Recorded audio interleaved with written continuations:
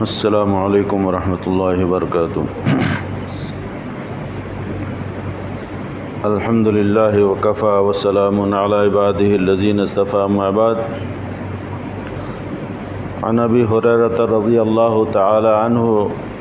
ان رسول اللہ صلی اللہ علیہ وسلم قال: من قام رمضان ایمانا واحتسابا غفر له ما تقدم من ذنبه۔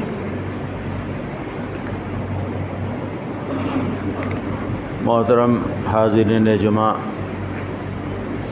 اسلامی بھائیوں اور دوستوں، اللہ رب العزت کا بڑا شکر اور احسان ہے کہ اس نے ہم سب کو یہ ماہ مبارک رمضان المبارک کا مہینہ عطا فرمایا۔ یہ برکت والا مہینہ ہے۔ اس مہینے کے اندر اللہ رب العزت کا فضل و کرم، برکتیں، رحمتیں، مغفرت، غفران، ساری چیزوں کا دروازہ کھل جاتا ہے۔ اب ہماری اور آپ کی یہ ذمہ داری ہے کہ ہم اس ماہ مبارک کے اندر اللہ رب العزت کو خوش کرنے کی کوشش کریں اور اس کی رضوان کو پانے کی کوشش کریں اور اس سے خوب دعائیں کریں اور اپنے گناہوں کی مغفرت کرا لیں۔ یہ رمضان المبارک کا مہینہ تقریباً آدھا ہم سے گزر چکا ہے اور اب آدھا مہینہ باقی ہے، لہذا اس آدھے مہینے میں بھی اگر گزرے ہوئے ایام میں ہم غافل ہی رہے اور کوتاہیوں میں مبتلا رہے تو ہمیں اب بھی بیدار ہونا چاہیے اور اس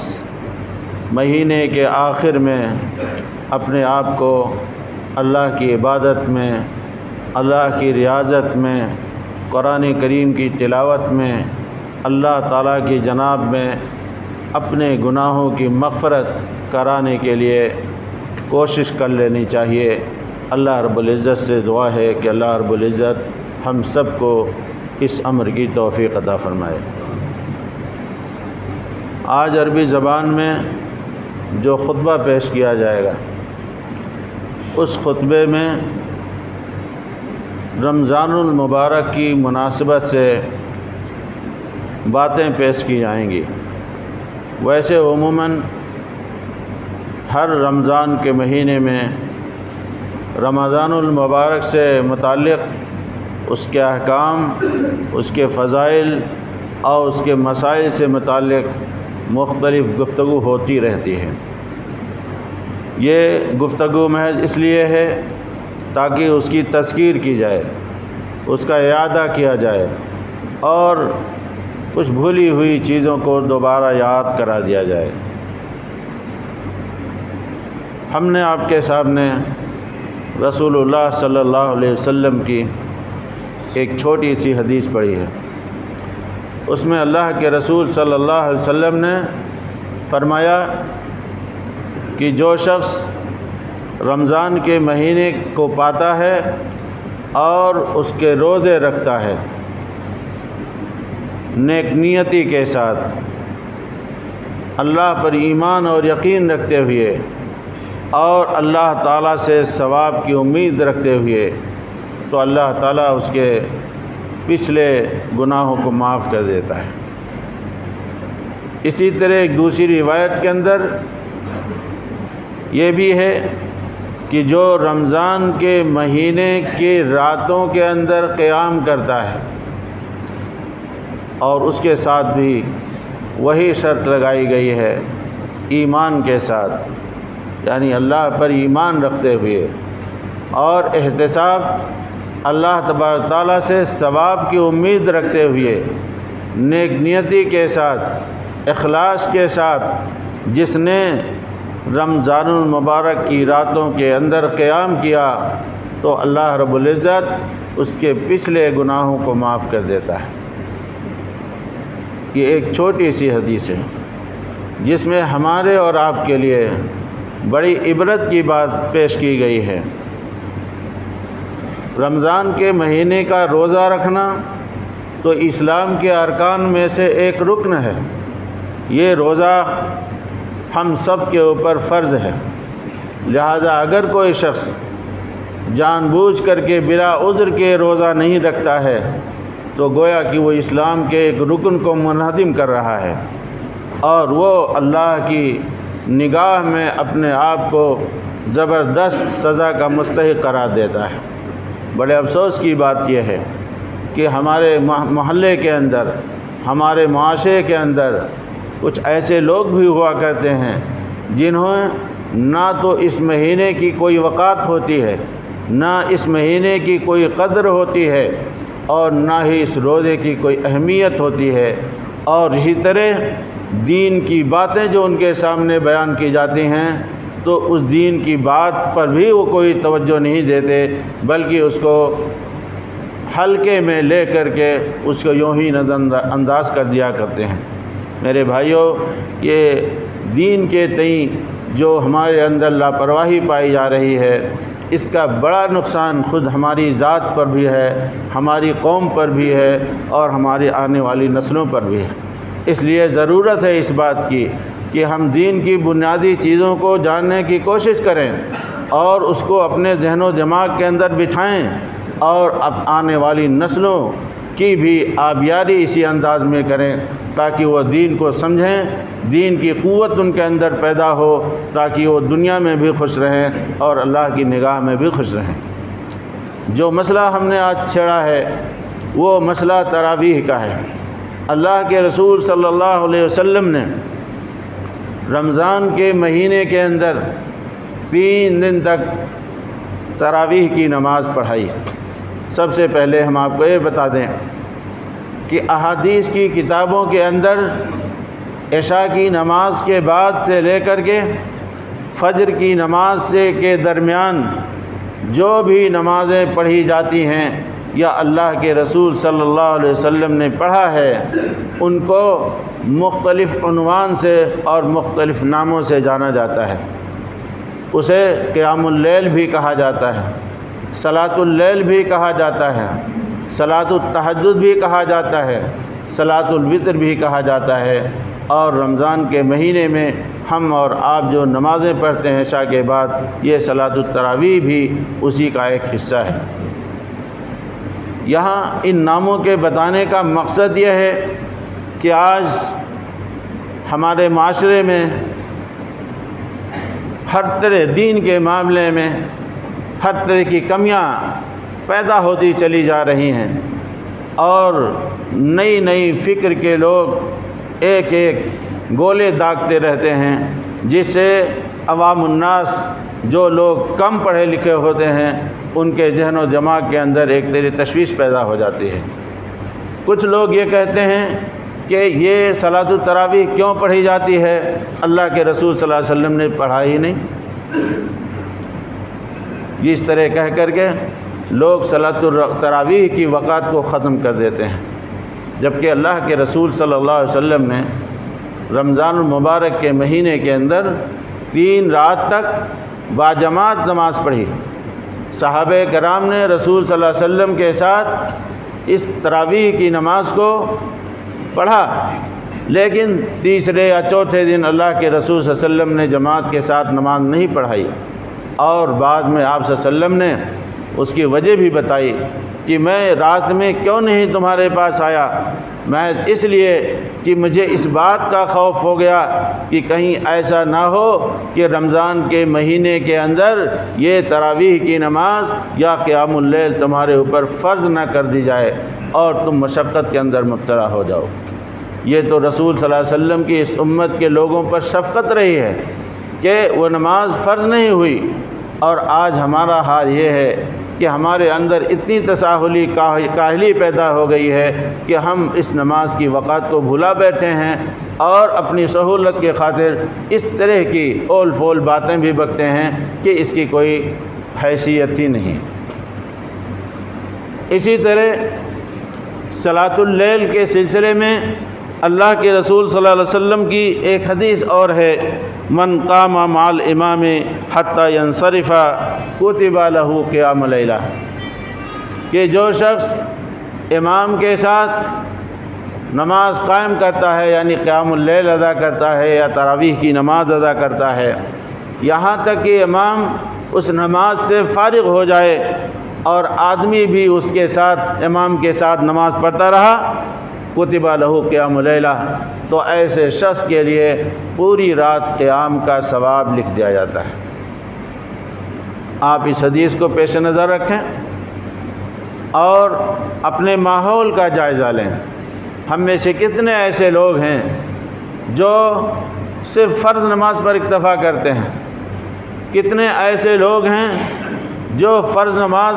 کی ادائیگی کے بعد تراویح کی نماز میں کھڑے ہوتے ہیں، صرف 2 رکعت نماز ادا کر کے گھر واپس آ جاتے ہیں۔ کچھ ایسے لوگ ہیں جو 4 رکعت ادا کر کے گھر اور محلے میں آ کر گپ شپ میں اپنے آپ کو لگا لیتے ہیں۔ کچھ ایسے لوگ ہیں جو امام کے ساتھ مکمل نماز پڑھتے ہیں اور وتر کی نماز بھی امام کے ساتھ پڑھ کر کے آیا کرتے ہیں۔ یہ وہ خوش نصیب لوگ ہیں جو رسول صلی اللہ علیہ وسلم کی بیان کردہ حدیث کے مطابق عمل کرتے ہیں اور اللہ رب العزت کی رضا اور اس سے ثواب کی امید رکھتے ہیں۔ اس لیے میرے بھائیوں، یہ رمضان کا مہینہ جو آیا ہوا ہے اس کو ہم آپ غنیمت سمجھیں، اور دن میں تو ہم روزہ رکھیں ہی اللہ کی رضا کے خاطر، اور یہ سمجھتے ہوئے کہ اللہ رب العزت نے یہ ہمارے اوپر فرض کیا ہے۔ اسی طرح رات میں بھی امام کے ساتھ تراویح کی نماز بھی باجماعت پڑھتے رہیں، حتیٰ کہ وتر کی نماز بھی امام کے ساتھ پڑھ لیں۔ آپ یہ کہہ سکتے ہیں کہ اللہ کے رسول صلی اللہ علیہ وسلم کا تو معمول تھا کہ آپ صلی اللہ علیہ وسلم وتر کی نماز رات کے آخری حصے میں پڑھا کرتے تھے،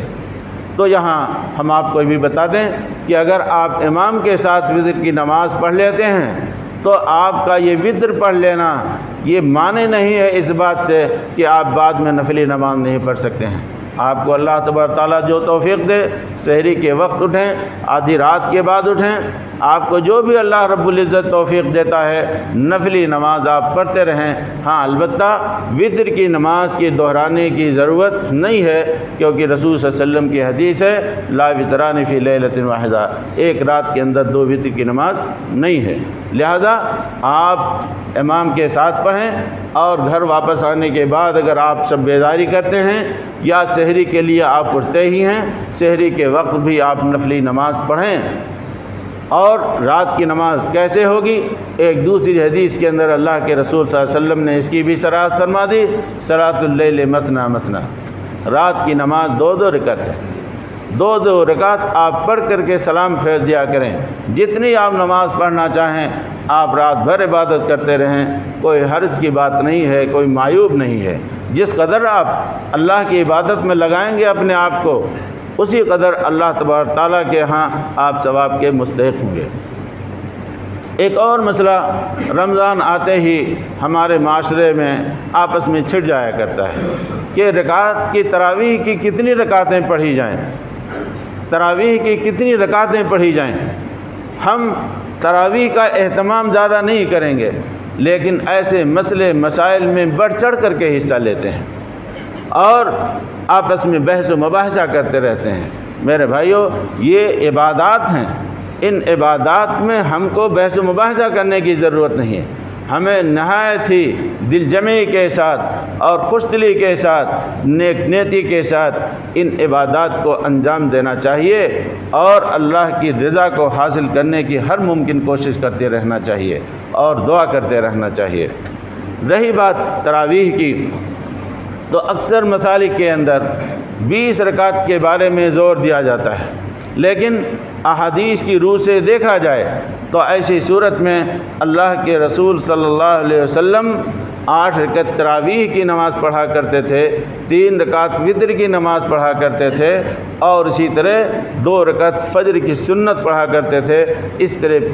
تینوں چیزیں ملا کر کے کل 13 رکعتیں ہوا کرتی ہیں۔ حضرت عائشہ رضی اللہ عنہ سے متعدد حدیثیں اس سلسلے میں وارد ہوئی ہیں کہ اللہ کے رسول صلی اللہ علیہ وسلم رات کے اندر، چاہے وہ رمضان کا مہینہ ہو، چاہے رمضان کے علاوہ دوسرا مہینہ ہو، آپ صلی اللہ علیہ وسلم یہ 11 رکعت یا اسی طرح 13 رکعت سے زیادہ آپ صلی اللہ علیہ وسلم نہیں پڑھا کرتے تھے۔ 11 رکعتیں آپ صلی اللہ علیہ وسلم 8 رکعت تراویح پڑھتے تھے اور 3 رکعت وتر پڑھا کرتے تھے۔ اسی طرح احادیث کو آپ دیکھیں گے تو رسول صلی اللہ علیہ وسلم کی صلاۃ اللیل کی ادائیگی کے مختلف طریقے ہیں، لہذا آدمی کو